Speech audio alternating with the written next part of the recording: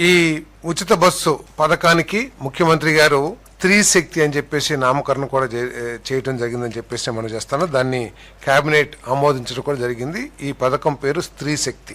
మొన్నటి వరకు కూడా వార్తలు చాలా వచ్చినాయి. ఏదో జిల్లాల వరకే ఈ ఉచిత బస్సుని ఇస్తారు, జిల్లాలో మాత్రమే మహిళలు ప్రయాణం చేయడానికి ఉచితంగా అవకాశాలు కల్పిస్తారని చెప్పేసి. మరి ఈ వార్తల నేపథ్యంలో ఇటీవల గ్రూప్ ఆఫ్ మినిస్టర్స్ కానివ్వండి, ఎవరైతే ఈ పథకాన్ని చేశారో ప్రీతమ యువనేత లోకేష్ గారి చొరవతో ఈ పథకాన్ని రాష్ట్రం మొత్తం కూడా అమలు చేయడానికి నిర్ణయం తీసుకున్నారని చెప్పేసి కూడా నేను మనవి చేస్తాను.